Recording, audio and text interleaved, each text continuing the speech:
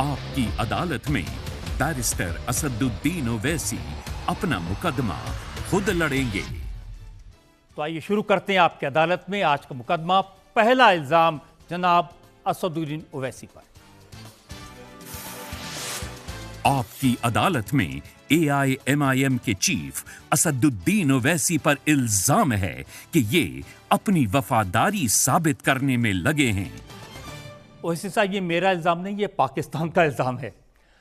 पाकिस्तान के मीडिया में पाकिस्तान के हुक्मरान ये कह रहे हैं कि ओवैसी साहब को हिंदुस्तान के प्रति, भारत के प्रति अपनी देशभक्ति साबित करनी है, अपनी लॉयल्टी प्रूव करनी है, इसलिए वो इतना बढ़ चढ़ के पाकिस्तान के खिलाफ बोलते हैं। किसी शायर ने अच्छा कहा था कि दिल से निकलेगी ना मर कर भी वतन की उल्फत, मेरी मिट्टी से भी खुशबू वफा आएगी। तो हमारे बुजुर्गों ने आज़ादी के बाद ये फैसला लिया कि हम टू नेशन थ्योरी को नहीं मानते, और उसके बाद से हमको ताल्लुक़ ही नहीं रहा पाकिस्तान से। हमारा एक पड़ोसी मुल्क ज़रूर है, और मेरा मानना है कि पाकिस्तान एक फेल्ड स्टेट है और हमेशा रहेगा। भारत को हमेशा ख़तरा पाकिस्तान के डीप स्टेट, मिलिट्री और टेररिस्ट ग्रुप से रहेगा, और इसीलिए इन तमाम चीज़ों को कवर अप करने के लिए पाकिस्तान गैर ज़रूरी तौर पर इस्लाम का सहारा लेता है, जो सरासर गलत है। ओवैसी साहब वो कोट करते हैं कायद आज़म जिन्ना को, जो मुसलमान हिंदुस्तान में रह जाएंगे उनको अपनी वफादारी ताउम्र प्रूव करनी पड़ेगी, उन्हें हमेशा पाकिस्तान से दुश्मनी का मंजन बेचना पड़ेगा। मिस्टर जिन्ना का ऐसा कोई स्टेटमेंट है ही नहीं, तो अब इन्होंने उसको इन्वेंट कर लिया, अलग बात है। पाकिस्तान के खुद एक बहुत बड़े शायर थे हबीब जालिब, उन्होंने अब पाकिस्तान के बारे में कहा है कि मोहब्बत गोलियों से बो रहे हैं, मोहब्बत गोलियों से बो रहे हैं, वतन का चेहरा खून से धो रहे हैं, गुमान तुमको कि रास्ता कट रहा है, यकीन मुझको कि मंजिल खो रहे हैं। तो ये हबीब जालिब ने पाकिस्तान के बारे में कहा था, जो आज भी सच है।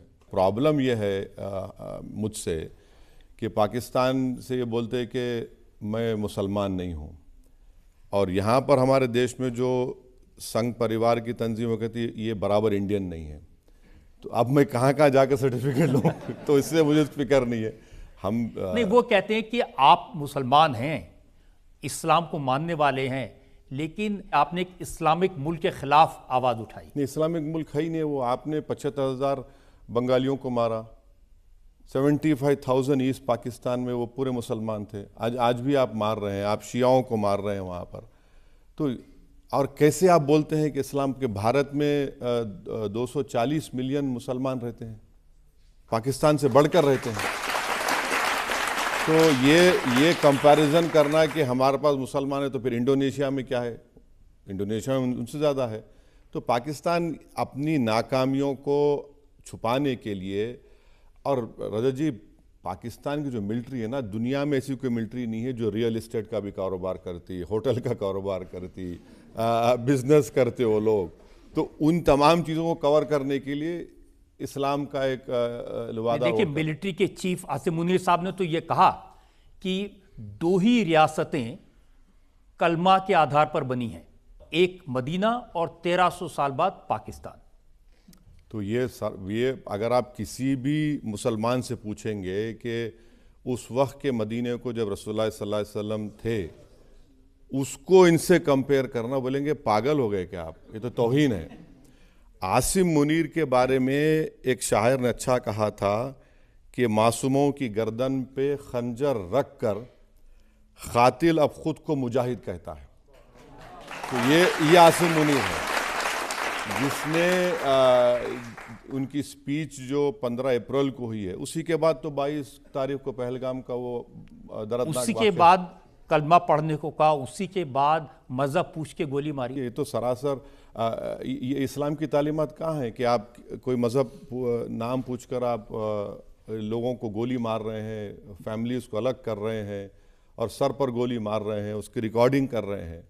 तो ये तो अपनी तमाम नाकामियों को और अपनी सुप्रीमेसी को बरकरार रखने के लिए, और इन लोगों का एक ही मकसद है मैं आज भी कह रहा हूं कि ये भारत को चैन से रहने नहीं देंगे। ये इनका मकसद डिस्टेबलाइज करना है, यहाँ पर और डिफरेंसेस पैदा करना है सोसाइटी में। इसीलिए उनका वही असल एजेंडा वही है उनका। देखिए, उनके जो डीजी ISPR हैं वो कहते हैं कि हमारे जो आर्मी चीफ हैं वो हमें बताते हैं हमारी फौज का मोटो है जिहाद। हम अमन चाहते हैं मगर जुल्म के खिलाफ। अगर जंग लाजमी है तो फिर जंग सही। तो आप अगर ये इस तरह की बकवास करते रहेंगे तो फिर इसका जवाब तो फिर सही तरीके से देना पड़ेगा। तो वो इनका बोलना कोई सच्चाई बयान ही नहीं कर सकते ये लोग। हर जगह चले आते हैं। अभी इनको सऊदी अरेबिया से $2 बिलियन का लोन सैंक्शन हुआ। 2024 में 14 बिलियन का उन्होंने मांग की, शायद वो भी हो जाएगा। IMF से लोन, वर्ल्ड बैंक से लोन, एशियन डेवलपमेंट बैंक से लोन। अगर आप वाकई में इस्लाम की बात कर रहे हैं तो आपकी इकोनॉमी की इतनी बर्बाद क्यों है? पूरे विश्व में 2 देशों में एक किस्म का पोलियो होता है, पाकिस्तान अफगानिस्तान में। आप उसको पोलियो ख़त्म नहीं कर रहे हैं, मगर आपकी मिलिट्री का एक्सपेंडिचर GDP का 2.92 है, भारत का 1.72 है। तो इस पर इन तवज्जो नहीं है। इनके पाकिस्तान की गरीब आवाम की गरीबी ख़त्म करना, वहाँ पर फ़ायदा पहुँचाना नहीं, सिर्फ इनका एक ही मकसद है कि अपनी सुप्रीमेसी को, वेस्टेड इंटरेस्ट को बरकरार रखने के लिए भारत को हमेशा टारगेट करते रहो। उनका दावा है कि उनका फोकस इस्लाम पर है, उनका फोकस मुसलमान पर है। इसलिए उन्होंने जो ऑपरेशन किया हिंदुस्तान के खिलाफ, उसका नाम भी उन्होंने कुरान की आयत के नाम पर रखा। बुनियादन मखसूस उन्होंने नाम रखा। कुरान की एक आयत है कि एक शीशा पीला हुई दीवार की तरह बन जाओ, मगर इतने झूठे हैं कि उससे पहले कुरान में अल्लाह ये कह रहा है कि तुम सच बात क्यों नहीं कहते? सच बात बोलो। सच बात तो बोले ही नहीं। जो कुरान की आयत का, सूरे का जिक्र कर रहे हैं, वो तो उससे पहले भूल गए उस चीज़ को। तो जो बुनियादी मकसद है पैगाम इस्लाम का, सच्चाई का, आप उसको नहीं बोल के बुनियादन मखसूसन का आप नाम दिए उसको। और कैसे नाम दे रहे हैं आप किसी पहलगाम में आप इस तरह की हरकत करके इस्लाम को टेररिज्म से कैसा जोड़ रहे हैं? आप जोड़ ही नहीं सकते आप। और वो आप कर रहे हैं। आपकी पूरे मुल्क में सबसे ज़्यादा टेरर ग्रुप्स हैं, सैंक्शन ग्रुप्स हैं। उसामा बिन लादेन वहाँ पर पाया गया। जितने यूनाइटेड नेशन के प्रोस्क्राइब टेररिस्ट है वहाँ पर है। बल्कि आसिम मुनीर को जो उनकी दावत हुई थी, उनको बड़ा पोस्ट मिलने के बाद, एक बाजू तस्वीर है, एक यूनाइटेड नेशन का प्रोस्क्राइब टेररिस्ट है। हम 9 जगह पर मारते हैं लश्कर के हेडक्वार्टर पर, तो वहाँ पर जो नमाज जनाजा पढ़ाता है वो टेररिस्ट है अमेरिका के लिस्ट में। तो कौन सा आप इस्लाम की बात? लेकिन वो तो कह रहे हैं कि आपने टेररिस्ट के अड्डों को नहीं मारा, मदरसों मस्जिदों को तबाह किया। नहीं, जो 9 मुकामात थे जो यूनाइटेड नेशंस के प्रिस्क्राइब लिस्ट में ऑर्गेनाइजेशन का हेड ऑफिस था, उस पर हमला हुआ। ना मिलिट्री को मारा पाकिस्तान के, ना सिविलियन कोई जगह पे कैजुअल्टी हुई। तो जिस जगह से हमारे को ख़तरा हो रहा है, जहाँ से हमले हो रहे हैं, तो वे तो ज़रूरी है। उनका दावा यह है कि हम तो इस्लाम को डिफेंड करने के लिए लड़ रहे हैं। और अभी तो उनके प्राइम मिनिस्टर कह रहे थे कि हम चाहते तो उनके 10 प्लेन मार सकते थे हिंदुस्तान के, हमने 5 ही मारे। एक और स्टेटमेंट है उनके प्राइम मिनिस्टर का कि मैं स्विमिंग कर रहा था, माने स्विमिंग ट्रंक्स में थे वो, और हम लोग मुझे मेरा फ़ोन बजा, मालूम हुआ कि भारत ने पहले ही अटैक कर दिया हम पर। तो मुझे किसी एक इंटरनेशनल जर्नलिस्ट ने पूछा कि ये कैसे हुआ? मेरा हमारे पास नमाज फजर आधा घंटा पहले होती, पहले हम अल्लाह अकबर कह के कर दिए वहाँ पर। तो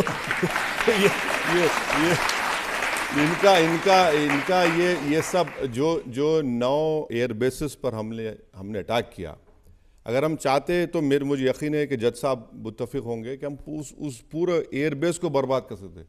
सिर्फ हमने रनवे को निशाना बनाया, और निशाना बनाकर हमने कहा कि भाई साहब ये ट्रेलर है, समझ जाइए। तो वो किया। मेरा मानना है कि हमने बेहतरीन मौसर तरीके से उनको जवाब दिया और उनको एक पैगाम मिल गया, और उसी के बाद इसलिए उनके DGMO को, हमारे DGMO से बात करना पड़ा। पब्लिक में से हम सवाल ले सकते हैं 1-2। मेरा सवाल आपसे ये है कि पाकिस्तान ऐसा दिखा रहा है कि उसने जंग जीत ली है, टैंक पर चढ़ के नारे लगा रहा है, ऐसे लोगों पर आप क्या कहेंगे? तो ये दुनिया के सबसे बड़े झूठे हैं, नकली काम करने की इनको आदत है और करते रहेंगे। तो आसिम मुनीर ने अपने ही देश के प्राइम मिनिस्टर को एक तस्वीर बना कर दी और वो तस्वीर में ये था कि हम जीत गए। वो तस्वीर भी नकली थी, वो चाइना के किसी एक आर्मी का एक्सरसाइज की मीटिंग थी। तो जो अपनी पेंटिंग को तक सच नहीं दे सकते, खुद उनका प्राइम मिनिस्टर कह रहा है कि मैं स्विमिंग कर रहा था और मुझे मालूम हुआ। 9 एयरबेस पर इंडिया ने अपने ब्रह्मोस मिसाइल से उनको एक मौसर जवाब दिया। तो पाकिस्तान शुरू से यही कहता है, तो वो उर्दू में कहावत है, गिरे तो गिरे टांग मेरी ऊपर। तो वहाँ देखा मैंने, जो पाकिस्तान के वजीर आज़म हैं वो एक टैंक पे चढ़ के बोल रहे थे, उस टैंक को उन्होंने घास वास से ढक दिया था दिखाने के लिए जैसे कोई कॉम्बैट बैटल। टैंक वहाँ पे टैंक चला ही नहीं ना, टैंक चला ही नहीं। आपने सिर्फ पूंछ में हमला किया, पूंछ में सिविलियन मारे गए और पूंछ में एक मस्जिद का इमाम मारा गया। जब इस्लाम कहाँ चला गया? वो ट्विन बच्चे मारे गए, वो मुसलमान थे, कई मुसलमान, जब इस्लाम कहाँ चला गया आपका? तो ये तो सिर्फ ड्रामेबाजी है और अपनी जनता को दिखाने के लिए। ये कभी कोई जंग नहीं जीते हैं लोग, ना कभी मुस्तकबिल में जीतेंगे इंशाअल्लाह ताला। अगर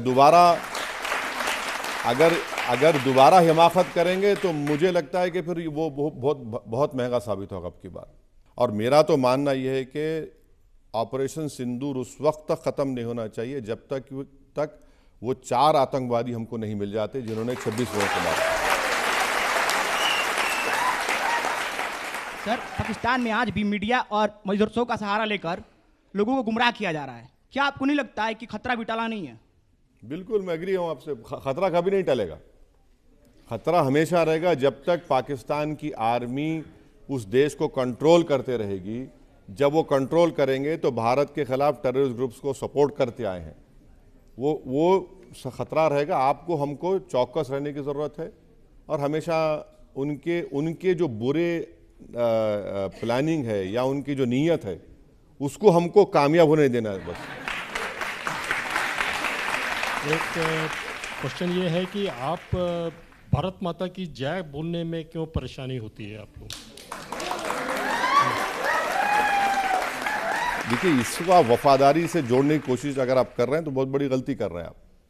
मैं जय हिंद बोल रहा हूं, इसमें तकलीफ क्यों होना चाहिए किसी को? मैं हिंदुस्तान जिंदाबाद के नारे लगाता हूं, भारत जिंदाबाद के नारे लगाता हूं, तो इसमें ये मेरा राइट है। मेरा बोलना है कि भारत में डेमोक्रेसी है और फ्रीडम ऑफ स्पीच हमारा फंडामेंटल राइट है। आप अपना नारा आप लगाइए, हम अपना नारा लगाएंगे, तो यही तो भारत की खूबसूरती है। आपकी अदालत में अगला इल्जाम। आपकी अदालत में AIMIM के चीफ असदुद्दीन ओवैसी पर आरोप है कि ये झुकने वाली सरकार के साथ खड़े हैं। अब देखिए, मीडिया में बहुत कहा जा रहा है कि डोनाल्ड ट्रंप ने 16 बार कह दिया कि मैंने हिंदुस्तान को डरा दिया, झुका दिया, मैंने ट्रेड डील की धमकी दी, इसलिए हिंदुस्तान ने वॉर रोक दी। नहीं, पहले तो डोनाल्ड ट्रंप को नॉलेज बराबर नहीं है। तो मैं इतने हफ्ते से बड़ा एहतियात से बोल रहा था क्योंकि यूएस से हमारा एक स्ट्रेटेजिक रिलेशनशिप है। मगर अगर वो बके जा रहे हैं तो प्राइम मिनिस्टर ने उनसे आधा घंटा फ़ोन पर बातचीत की, फॉरेन सेक्रेटरी का वीडियो आया, उसके बावजूद भी फिर वो कहते हैं कि मैंने रुका दिया। बस बोले जा रहे हैं, मैंने एक ही सांस में मैंने रुकाया। अरे क्या है भाई, ये 135 करोड़ का देश है। यहाँ पर कोई आकर हमको बोलेगा कि हमने रुकाया, हमें कहाँ रुकाया आपने? ट्रेड डील के नाम पर डरा दिया। नहीं, ट्रेड डील क्या? ट्रेड डील से आपको ही फायदा होगा, सबको फायदा होगा। आप ट्रेड डील, भारत से जो आपका ट्रेड है पाकिस्तान से बहुत ज्यादा है, तो ट्रेड डील के नाम पर कोई भी गवर्नमेंट अपनी सॉवरेनिटी का सौदा नहीं कर सकती, ना होगा। हमने देश को आज़ादी क्यों हासिल की अंग्रेज़ों से? कि हम खुद मुख्तार रहेंगे, हम फैसले करेंगे हमारे मुकद्दर के। तो ये तो कोई अगर ट्रंप ये समझ रहे हैं कि मैं कंट्रोल करूंगा, वो गलत फहमी का शिकार है। पाकिस्तान का यूएस से ट्रेड $4 बिलियन का है भारत से अमेरिका का ट्रेड 180 बिलियन डॉलर का है। अब अगर बायलैटरल ट्रीटी होगी या बायलैटरल ट्रेड ट्रीटी होगी तो 500 बिलियन डॉलर का टारगेट है। वो उनको 5 बिलियन डॉलर चाहिए या उनको 500 बिलियन डॉलर चाहिए? ये बात ज़रूर है कि लगता है कि कुछ क्रिप्टो का कनेक्शन है पाकिस्तान का उनके साथ, इसीलिए वो बके जा रहे हैं। मगर मेरा मानना ये है कि जब सेजेशन हुआ, माने जब फायरिंग रुक गई या जो भी रुक गई, तो मेरी शिकायत ये है कि हमारे देश के प्रधानमंत्री को या देश की सरकार को वो अनाउंसमेंट करना था, ना कि सारी दुनिया को मालूम है ट्रंप से। तो सरकार हमारी है, देश हमारा है, हमको मालूम हो रहा है अमेरिका से कि मैंने करा दिया। आपने क्या करा दिया? अगर आप करा रहे हैं तो हम ट्रंप से कहेंगे कि फिर फ़लस्तीनियों पर जो हमला इजराइल करे रुकाइए ना उसको, दम है तो।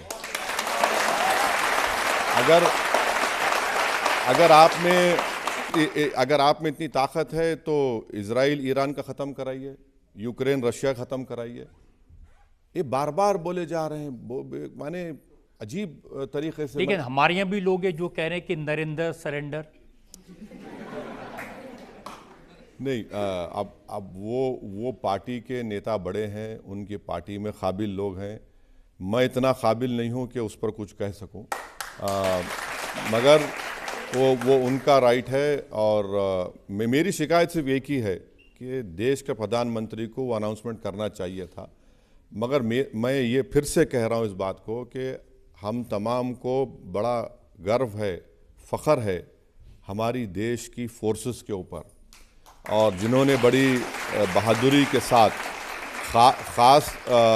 ख़ास तौर से 9 या 8 की रात को गुजरात का जो पाकिस्तान का बॉर्डर है, राजस्थान का जो पाकिस्तान का बॉर्डर है, जम्मू, पंजाब, कश्मीर, पाकिस्तान ने अपनी पूरी तवानाई लगा दी वहाँ पर, और हमारी सेनाओं ने, हमारे एयर डिफेंस सिस्टम ने बेइंतहा बेहतरीन तरीके से उसका रोक दिया उसको।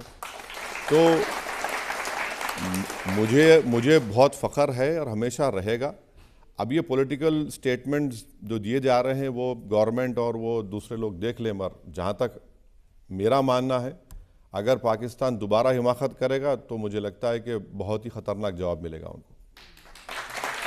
लेकिन ट्रंप साहब सिर्फ बोल नहीं रहे, उन्होंने जनरल आसिम मुनीर को व्हाइट हाउस में बुलाया, लंच खिलाया, सहलाया, बहलाया।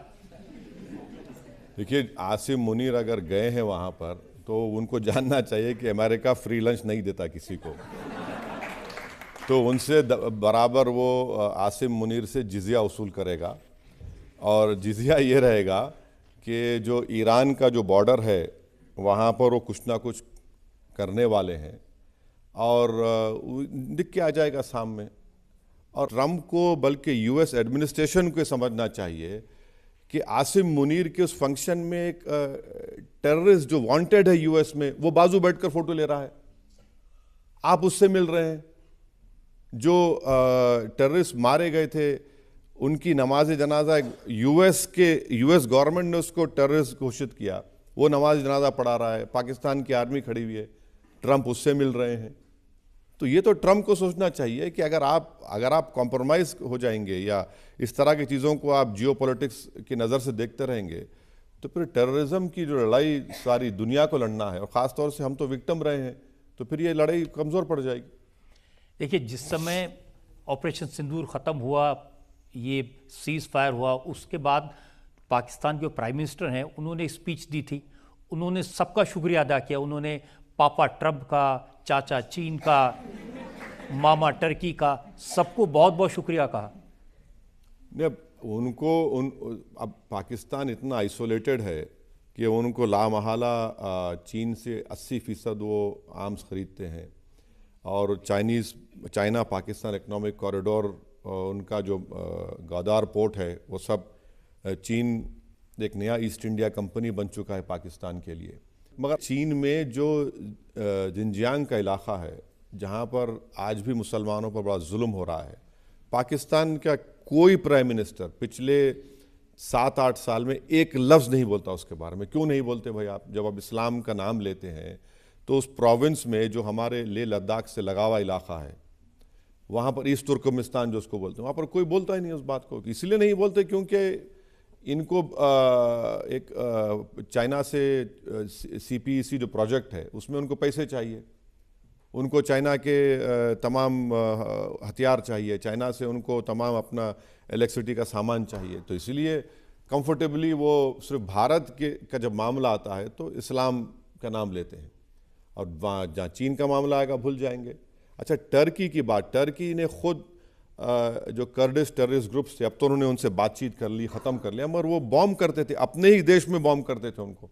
आप बताइए, अपने देश में आप एयरफोर्स से उन ग्रुप्स पर बॉम्ब करते थे, फिर आपने सीरिया में उन ग्रुप्स पर बॉम्ब किया। तो ये एक अजीब एक कोलिशन बना हुआ है।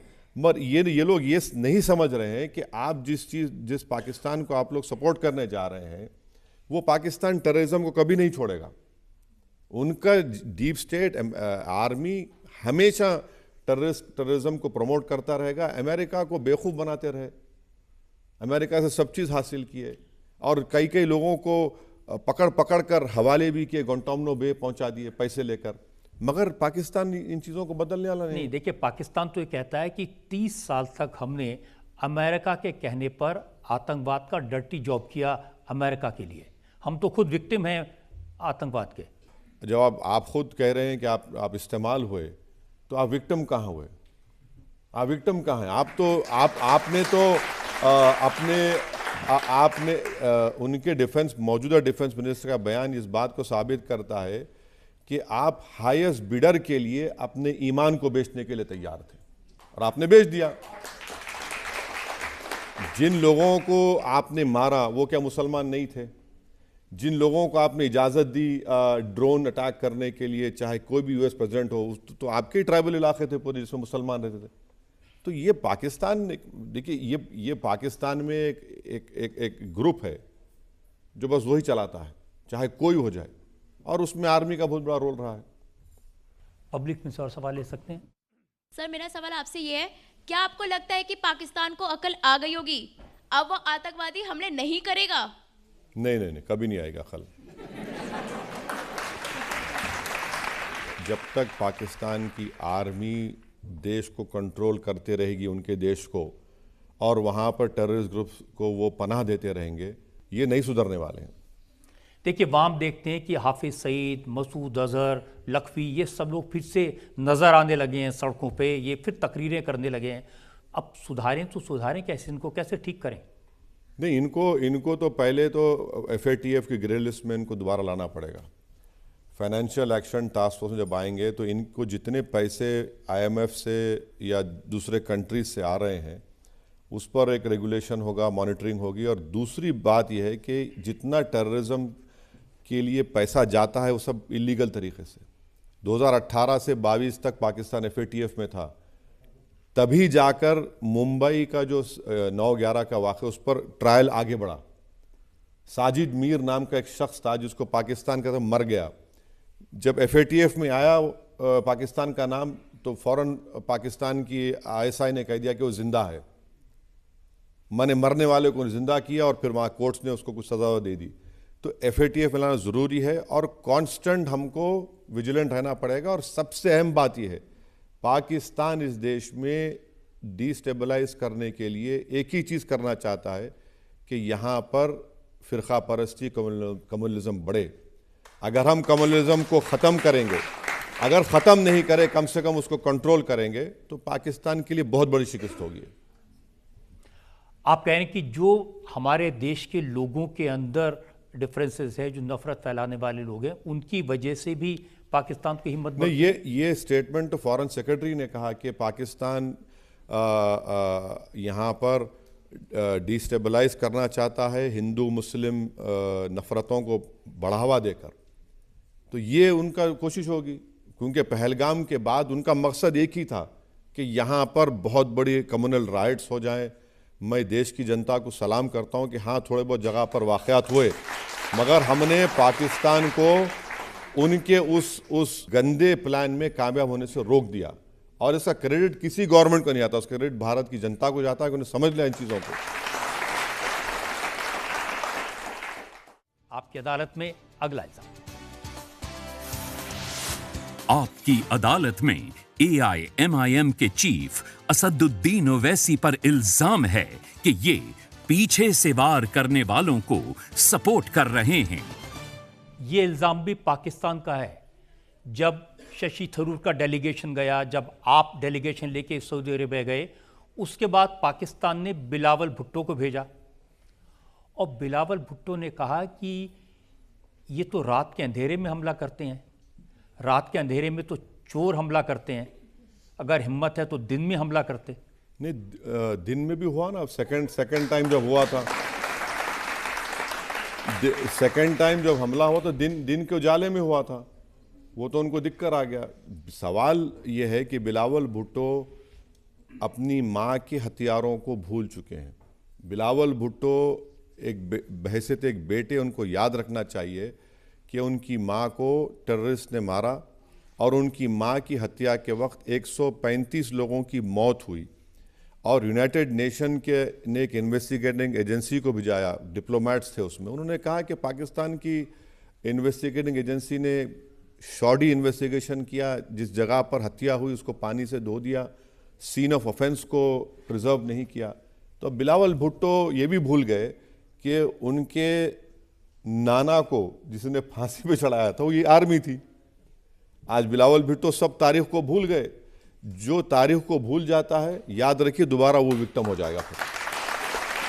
अब तो बहुत बढ़ चढ़ कर बोल रहे हैं। वो तो कह रहे हैं कि अगर हमारा पानी बंद किया, अगर वाटर ट्रीटी को रिवाइव नहीं किया, तो फिर दुनिया में पहली न्यूक्लियर वाटर वॉर होगी।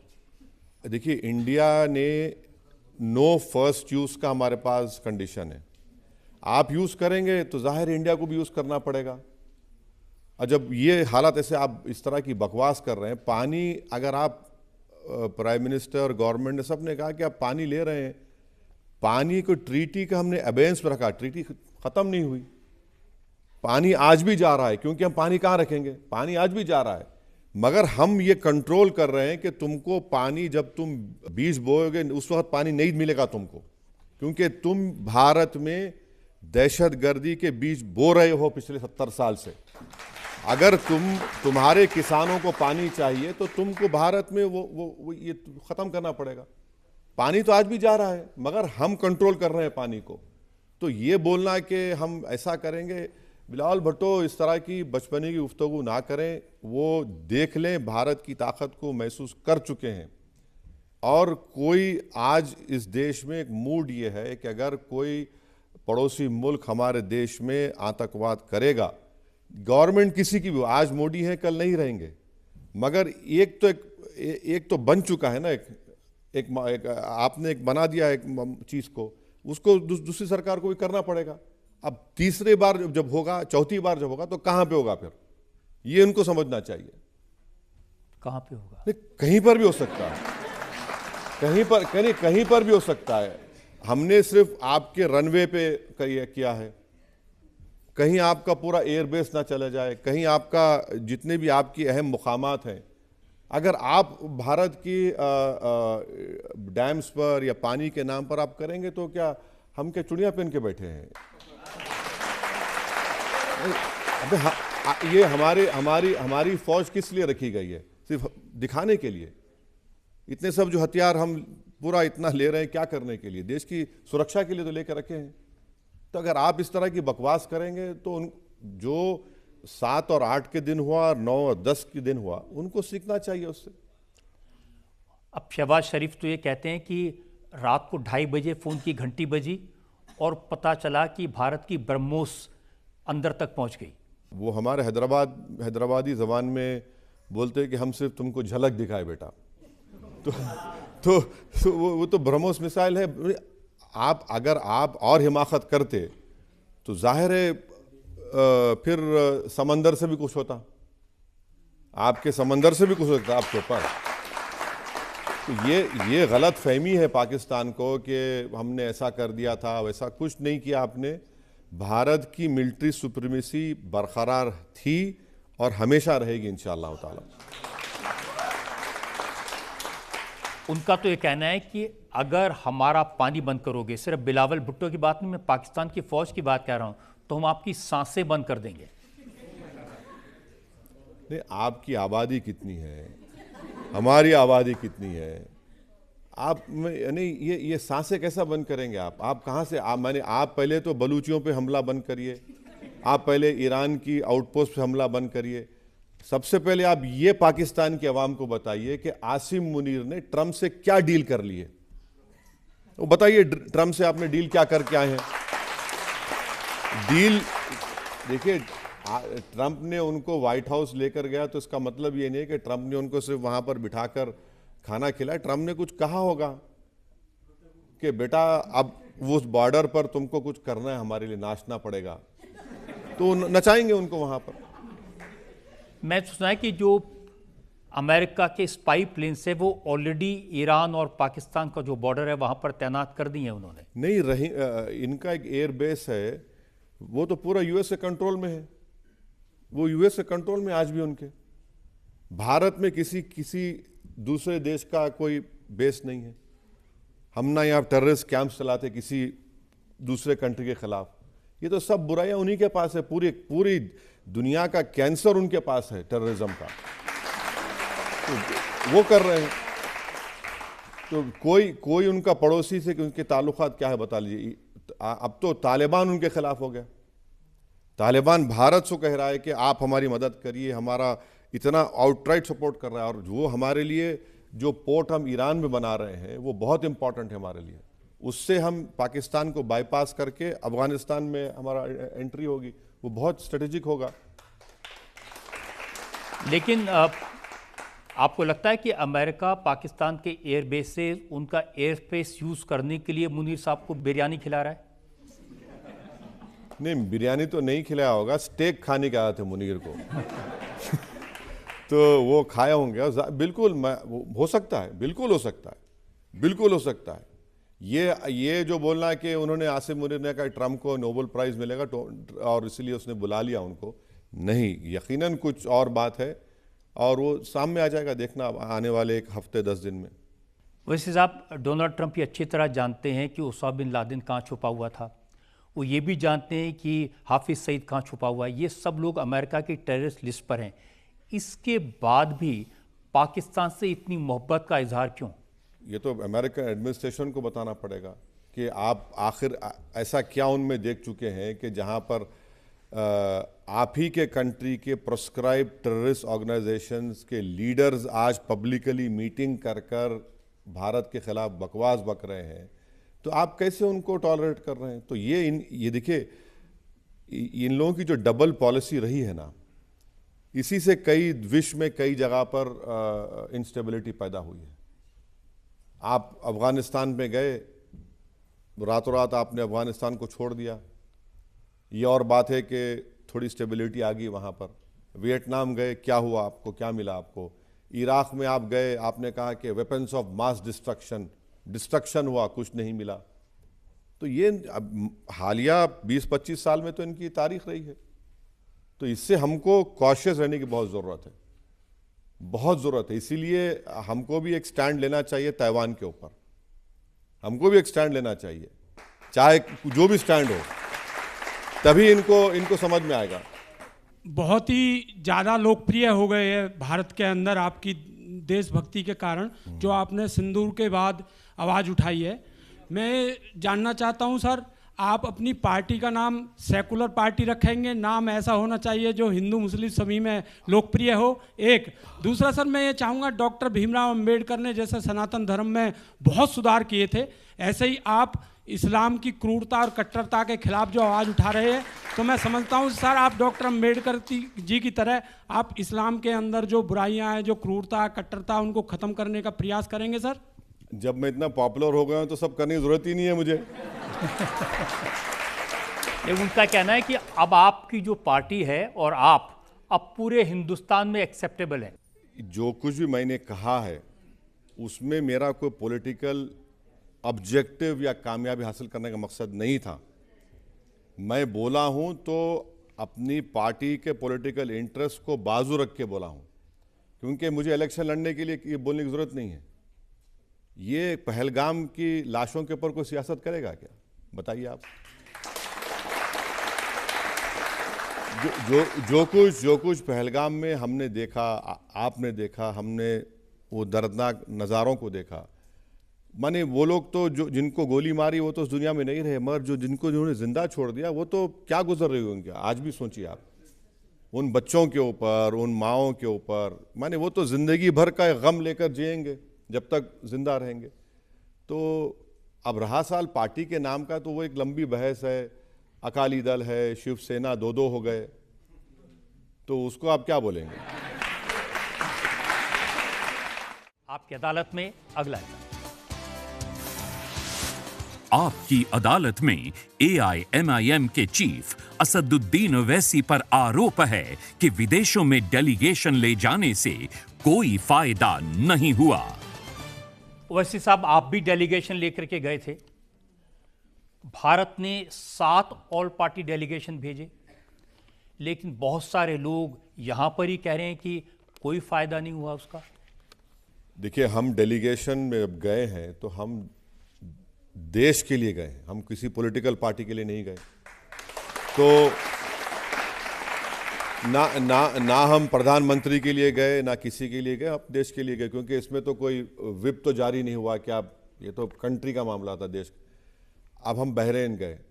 बहरीन से हमारे गहरे ताल्लुकात हैं। बहरीन अब नॉन परमानेंट मेंबर बन रहा है सिक्योरिटी काउंसिल का। पाकिस्तान चेयरमैन है, हमको उनकी ज़रूरत पड़ेगी, वहाँ डेलीगेशन गया। ये लोग ये भूल रहे हैं कि 2019 में बहरीन ने हमको एक वांटेड टेररिस्ट भारत को दिया। ये लोग ये भूल रहे हैं कि बहरीन में उनकी आबादी 7 लाख है, 3 लाख तो भारत के नागरिक वहाँ पर काम करते। और अहम बात यह है कि 2018 में जब पाकिस्तान को FATF में डाला गया तो बहरीन ने हमारी मदद की थी। बावजूद वो GCC का मेंबर है, एक मुस्लिम कंट्री है, उन्होंने हमारी मदद की। दूसरा, हम कुवैत को गए।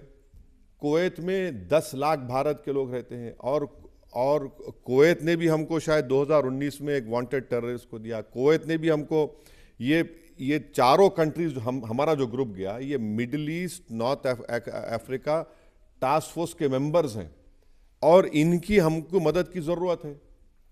कुवैत के हमने डिप्टी प्राइम मिनिस्टर से मुलाकात की, वहाँ के उनके पास जो शूरा है वो, उनसे मुलाकात की। बहरीन में जैसा हमारा लोकसभा है, उसका जो स्पीकर है वो बेंगलुरु का पड़ा हुआ है। उसने कहा कि हाँ, मैं जानता हूँ।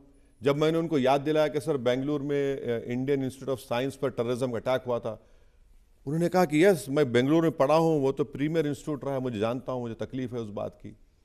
कुवैत को गए, फिर किंगडम ऑफ सऊदी अरेबिया को जब गए, वहाँ पर क्या 27 लाख भारत के लोग काम करते हैं, और हमने वहाँ पर बोला, उनको याद दिलाया कि 2012 में आपके उलमाओं ने टेररिज्म के खिलाफ फतवा दिया था, और उस फतवे में आपने कहा था कि अगर पैसा भी इस्तेमाल होगा तो टेररिज्म है। तो जितने हम उनके फॉरेन ऑफिस के डेलीगेट्स, उनके जिम्मेदारों से मिले, वो बोले कि हाँ बिल्कुल सही करें, हमने फतवा दिया। हमने उनको याद दिलाया कि मई 2003 में रियाद में अलकायदा ने हमला किया, उन्होंने कहा कि यस, हम विक्टिम रहे हैं। आज से 6 साल पहले हूतियों ने आरामको के ऊपर मिसाइल ब्लास्ट किए। सऊदी अरेबिया हमारे लिए इम्पॉर्टेंट है, क्योंकि फिर FATF में नाम डालना है, और ये तीनों कंट्रीज जो है, इनका बड़ा इन्फ्लुएंस है पाकिस्तान के ऊपर। हम जाकर जब उनको बता रहे हैं कि भाई देखिए, ये जो TRF ऑर्गेनाइजेशन ने जो पहलगाम में हमला किया, ये LET और पाकिस्तान स्पॉन्सर्ड टेररिज्म है, आप लोग खुद विक्टिम रहे हैं टेररिज्म के, चाहे वो अलकायदा के रूप में हो या दाइश के रूप में हो, और इनकी आइडियोलॉजी पाकिस्तान के टेररिस्ट की उसी तकफीरी बुनियाद के ऊपर है। तो हम समझाए जाकर, देखिए डिप्लोमेसी तो एक दिन का तो काम नहीं है कि मुर्गी को बिठा अंडा दे दी और कामयाबी मिल गई, ऐसा नहीं होगा ना। तो ये तो एक कंटिन्यूस हमको करना है। मैंने सुना है कि आपको काफ़ी मुश्किलात का भी सामना करना पड़ा, काफ़ी प्रेशर बनाया सऊदी अरेबिया ने कि पाकिस्तान से बात कर लो। हाँ, वो हमारी जब MOS फॉरेन अफेयर्स से 2 घंटे की बातचीत हुई, 2 आवर्स, और मैं बोलना चाहूँगा कि जय पांडा ने बहुत बेहतरीन अपनी सलाहियतों का मुजाहरा किया। फिर उसके बाद हम भी हिस्सा लिए, दूसरे डेलीगेट्स जो मेंबर्स हमने लिए, हमने बताया उनको। उन्होंने कहा कि आप बात क्यों नहीं करते पाकिस्तान से। हमने कहा किसने कहा आपसे हम बात नहीं करते। 26/11 हुआ तो हमने बातचीत की, और हमारे इंडिया के इन्वेस्टिगेटर्स जाकर पाकिस्तान के इन्वेस्टिगेशन एजेंसी को पूरा डीएनए सैंपल्स दिए। हमने अजमल कसब को जिंदा पकड़ा था, उनके डेड बॉडीज से हमने सैंपल्स लिए, उनके रिकॉर्डेड कन्वर्सेशन जो वेस्टर्न इंटेलिजेंस एजेंसीज हमारे एजेंसीज ने रिकॉर्ड किए कि कोई पाकिस्तान में बैठकर मुंबई की होटलों पे जो टेररिस्ट कह रहे हैं मार दो, हमने उनको सब चीज़ दिया, बड़ा ही नहीं वो ट्रायल।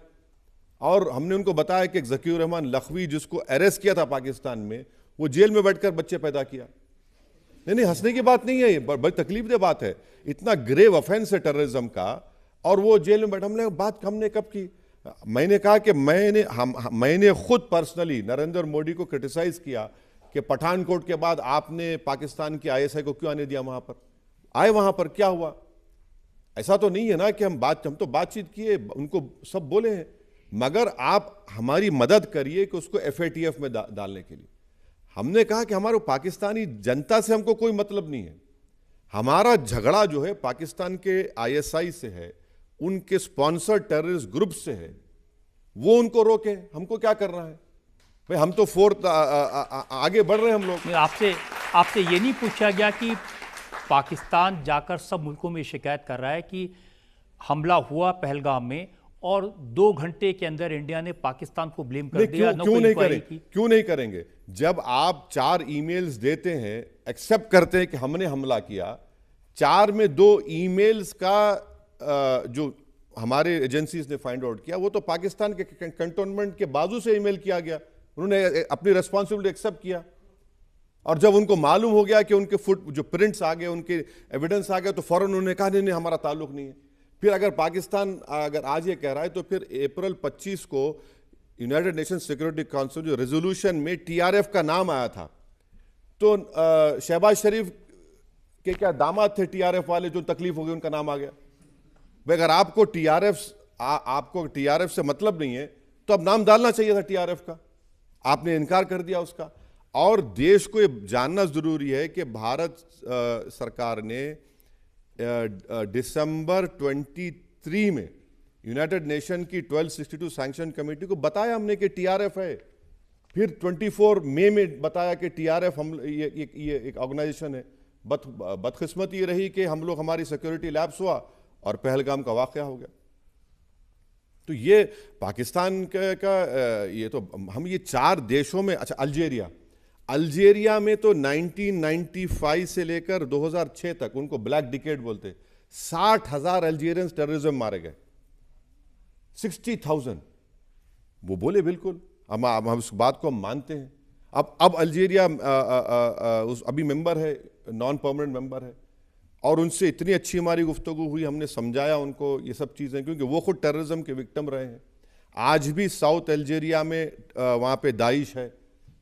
तो हम लोग कोशिश किए जाके हमारे कंट्री का एक व्यू पॉइंट रखने के लिए, क्योंकि एक ऑल पार्टी एमपीज थे, और जब सब जाकर एक देश का एक यूनाइटेड तरीके से एक व्यू पॉइंट को रख रहे हैं, तो यकीनन उसका असर पड़ता है कि जय पांडा। फायदा क्या हुआ? नहीं, फायदा उसका यह हुआ कि वो पाकिस्तान के उस टेररिज्म को, पाकिस्तान स्पॉन्सर्ड टेररिज्म को, पाकिस्तान से जो पैसे जाते हैं टेररिस्ट ग्रुप्स को, भारत का जो एक सबसे बड़ी फायदा है कि यूनाइटेड, हमने बताया कि देखिए देश का मामला है। मैं खुद कहता था कि हम देश में जब जाएंगे, इनके साथ हम बात भी नहीं करेंगे जो बीजेपी के मेंबर्स हैं, मगर क्योंकि ये टेररिज्म का मसला है, हमारे भारत के नागरिकों को मारा गया पाकिस्तान से टेररिस्ट आकर, इसीलिए हम आकर आपसे ये रिक्वेस्ट कर रहे हैं कि आप अपने गुड ऑफिसर्स को यूज़ करिए, आप एफएटीएफ में पाकिस्तान को दोबारा लाने के लिए हमारा साथ दीजिए, क्योंकि टेररिज्म सिर्फ भारत का मसला नहीं, टेररिज्म दुनिया के लिए एक बहुत बड़ा चैलेंज है। तो इसीलिए ये बातें हमने रखी, और जहाँ जहाँ हम लोग गए, मैं आपको बता रहा हूँ कि बड़ी इज्जत के साथ उन्होंने हमारी बात को सुना, हमसे सवालात भी किए। जैसा मैंने कहा कि वो सऊदी अरब में कहा कि आप बातचीत क्यों नहीं करते, हमने बताया उनको। फिर हमने उनको बताया कि आप हाइफेनेट मत करिए हमको पाकिस्तान के साथ। हमने सऊदी अरेबिया से पूछा वहाँ पर कि भाई आपने उनको अभी $13 बिलियन का लोन आप देने वाले हैं, आप मॉनिटर करिए ना, उनको मॉनिटर करिए पैसे कहाँ जा रहे हैं, आप कैसे उनको देंगे। अगर वही पैसा पाकिस्तान की आर्मी के पास जाएगा तो जाहिर है वो हमारे खिलाफ कल इस्तेमाल हो सकता है। तो ऑल इन ऑल मैं समझता हूँ हमारा ग्रुप की मैं बात कर सकता हूँ, हमने बहुत अच्छे तरीके से। लेकिन आपसे वहाँ ये नहीं पूछा, पाकिस्तान ये कहता है कि हिंदुस्तान में जो मुसलमान हैं उनकी हालत बहुत ख़राब है, पाकिस्तान में कैसी अच्छी हालत है? देखिए, दुनिया इतनी छोटी है कि इंडिया में जो कुछ होता है वो दुनिया में लोग देखते हैं, चाहे वो आप मॉब लिंचिंग के वीडियो हो या फिर आप जो भी गलत काम यहाँ पर जो संघ परिवार के ऑर्गेनाइजेशन करते हैं तो दुनिया में मालूम होता है। पूछे हमसे, हमने कहा कि हाँ हमारे पास ये, इससे मैंने खुद कहा कि यस ये हुआ है, इससे हम इनकार नहीं कर रहे हैं, आप जो देख रहे हैं, मगर हमारे पास आज भी हमारे कोर्ट्स इंडिपेंडेंट हैं, कोर्ट्स आज भी कार्रवाई कर रहे हैं और हमने उनको ये बताया कि इससे ये है, मगर हम जिस मकसद के तहत आपके पास आए हैं वो टेररिज्म का मामला था और देश का एक व्यू पॉइंट रखने के लिए हम लोग ये बात करें। एक जगह पर हम बैठे थे तो उन्होंने कहा कि भाई आपका स्टैंड जो है पैलेस्टाइन के ऊपर बदल चुका है भारत का, और फिर हमने कहा कि भाई पैलेस्टाइन पे स्टैंड कहाँ बदला है हमारा स्टैंड तो आज भी वही है जो नेहरू महात्मा गांधी का था। ठीक है, आज बीजेपी पावर में थोड़ा सॉफ्ट है प्रेसिडेंट इजरायली उस बुचर के ऊपर, मगर हमने उनसे पूछा कि भाई आप ये बताइए जिस जगह पर हम और आप बैठे हैं आप क्या कर रहे हैं फ़लस्तीनियों के लिए, आप क्या कर रहे हैं बताइए।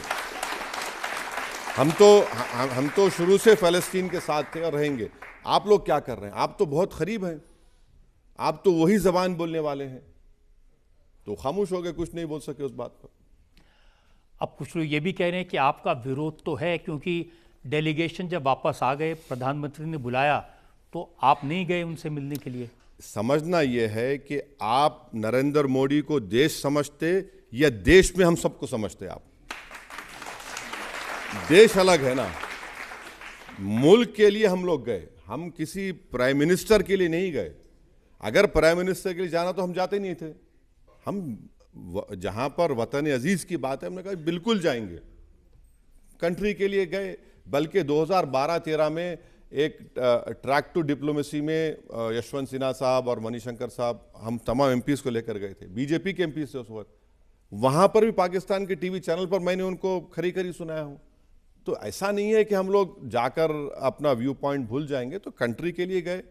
आप देश में आए हैं तो यकीनन बीजेपी के खिलाफ थे और खिलाफ ही रहेंगे और बोलते रहेंगे। अब कांग्रेस के लोग तो कह रहे हैं कि जिस तरह से आतंकवादी खुलेआम घूम रहे हैं उसी तरह से हमारे एमपीज अलग अलग मुल्कों में खुलेआम घूम रहे थे। अब देखिए, ये बयान जो है जनाब जयराम रमेश साहब ने दिया, ठीक है, उनको अपने पार्टी के जो एमपीज गए वो शायद उनसे बनती नहीं है उनकी, मगर वो ये भूल गए कि सुप्रिया सूले उनके इंडिया अलायंस का बहुत बड़ा हिस्सा है, डीएमके की हमारी बहन कनीमोजी उसका बहुत बड़ा हिस्सा है, उनके अलाइज गए तो फिर उनको आप क्या करें? ठीक है, हम तो भारत की बी टीम है तो वो कोई बात नहीं हमको, मगर ये जो इनके अलाइज गए उस पर तो सोच लेते। इस तरह का बयान देने से आप क्या फायदा कर रहे हैं? भाई आतंकवादी घूम रहे, हम भी कह रहे हैं उनको ऑपरेशन सिंदूर उस वक्त तक खत्म नहीं होगा जब तक वो 4 जालिम पकड़े जाएंगे, मगर आपके एमपीज पार्टी के, आपके इंडिया अलायंस के लोग चेयरमैन बन के गए हैं, तो आप इस तरह का बयान दे रहे हैं तो बड़ी अफसोसनाक बात है। एक नेता ने यह भी कहा कि मोदी जी ने एक ट्रैवल एजेंसी खोल दी है और सैर सपाटे के लिए इन एमपीज को भेज दिया है पूरे मुल्कों में। नहीं, आइंदा जिसने कहा उनको ही चेयरमैन बना के भिजाना चाहिए। और नहीं, सुन लीजिए, और जितने हमारी फ्लाइट्स थे वो रात में थी, और आपको मालूम रात में जब फ्लाइट होती है तो आप सो नहीं पाते हैं। अब सुबह में आप टाइम डिफरेंस है, जैसा आप अल्जीरिया 4 घंटे आगे है, दोपहर में हम पहुँचे, एक फ्राइडे का दिन था, 2 बजे 5 बजे हमको कहा गया चलिए एम्बेसी में आप लोगों को मुलाकात है। तो कोई सैर तफरी हुई नहीं, कहाँ सैर तफरी हुई? अगर इसको आप सैर तफरी कहते हैं तो बड़ी गलत बात है। मैंने आप खामखा आपके जो पॉलिटिकल डिफरेंसेस उसको रखिए, बोलिए, मैं जानता हूं कि आपका डेमोक्रेटिक राइट है, मगर हमारा ग्रुप की हद तक मैं कह सकता हूं कोई सैर व तफरी करने नहीं गया था। वो वीडियो दिखा रहे थे कि एक मेंबर गाना गा रही हैं। नहीं, देखिए, मैं ना गाने सुनता हूं ना मुझे गाने सुनने का शौक़ है। मैं तो इन लाइटर वे मैं ये चाहूँगा कि आप मुझे सुने। नहीं, मगर उसमें बैकग्राउंड ये है कि अल्जीरिया में भारत के जितने लोग हैं वहाँ के लोग उनको भारत के लोग नहीं बोलते, जाने तू बोलते हैं उनको। अब हम भी परेशान हो गए, एयरपोर्ट पे हैं, जाने तू जाने तू। मम्मी हम पूछे क्या है ये, क्या हो रहा है, जाने तू क्या।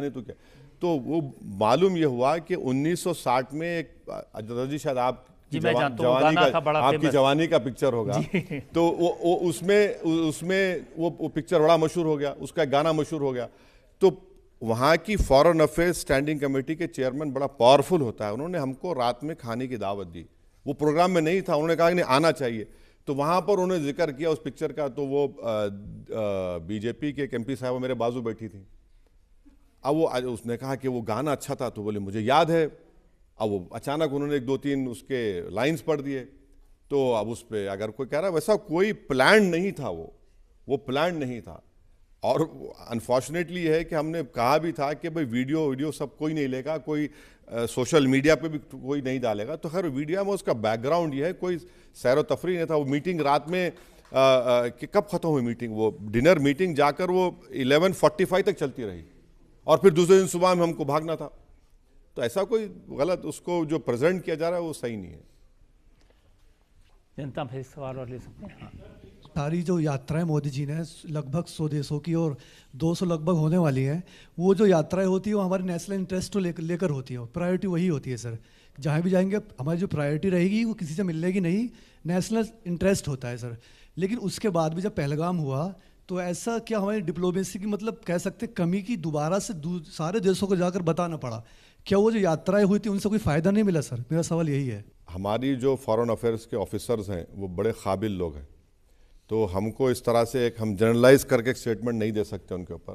वो बहुत बेहतरीन काम कर रहे हैं। मगर एक बात याद रखिए, अगर हमारा देश में अमन मजबूत होगा, इंसाफ होगा, और हम वाकई में सबसे बड़ा ख़तरा हमको चीन से याद रखिए, और हमारी इकोनॉमी को 10% के ऊपर हम ग्रो करेंगे, तो ये हमारे लिए बहुत बड़ा चैलेंज आप लोगों के लिए, हमारे लिए, सबके लिए है कि हम वो काम करें।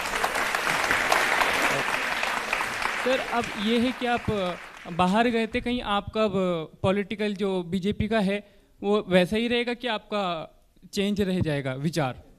हम बीजेपी को रिप्रेजेंट करने नहीं गए, एक बात दिमाग से निकाल दीजिए।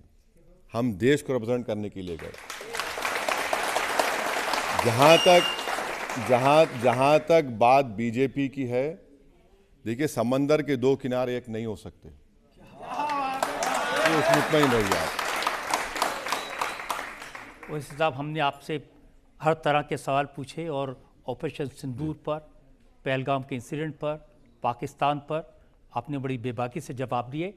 अब वक्त है आपकी अदालत में आज के जज retired lieutenant general Sanjay Kulkarni के फैसले का। असदुद्दीन ओवैसी साहब बहुत ही काबिल, ख्याति प्राप्त पार्लियामेंटेरियन पेश आए। उन्होंने हर सवाल को खुल के जवाब दिए, और उनका मानना है कि पाकिस्तान कभी सुधरेगा नहीं। हैदराबाद में इनकी छवि एक परोपकारी, एक फिलैंथ्रोपिस्ट, दानी के रूप में जानी जाती है। एक होशियार, एक जज्बाती वक्ता जो अपनी तीखी ज़बान के लिए जाने जाते हैं, और हैदराबाद में इनके बराबर की शख्सियत अभी नहीं है। दुनिया में टॉप 500 मुसलमानों में एक ओवैसी साहब का नाम आता है। जज्बाती वक्ता जिनका दिल है हिंदुस्तानी, इसलिए हर भारतीय उनसे यही उपेक्षा रखता है। ये कारण है कि रजत जी आपको वो बुलाते हैं और आपके कंधों पर ये बोझ डालते हैं कि भारत में हिंदू और मुसलमान एक रहें। देश सर्वप्रथम है। इस भावना को जिस प्रकार से आपने अपने आप को भारत के नेता के तौर पर विश्व स्तर पर स्थापित किया, उम्मीद करते हैं आप इस भूमिका को आज के उतल पुतल के युग में आगे बढ़ाएंगे। हम सब की इज्जत विश्व में बढ़ाएंगे। एक भारतीय होने के ही हर और लोग हमने विश्वास में एक हिंदुस्तानी की नज़र से ही देखते हैं। ये कामना करते हैं कि आप अपने उस छवि को अपनी भाषा में मधुरता ला करके और काम करेंगे और आपको भारत का एक अच्छा सपूत देख यह अदालत आपको सम्मान और प्रतिष्ठा के साथ बाइज्जत बरी करती है। इस उम्मीद के साथ, इस यकीन के साथ कि असदुल ओवैसी इसी तरह से सियासत से ऊपर उठकर देश की आवाज़ पूरी दुनिया में उठाते रहेंगे, पाकिस्तान को उसके कामों को एक्सपोज करते रहेंगे। आज का ये शो यहीं ख़त्म करते हैं। अगले हफ्ते आपसे मुलाकात होगी एक नई शख्सियत के साथ। तब तक के लिए नमस्कार।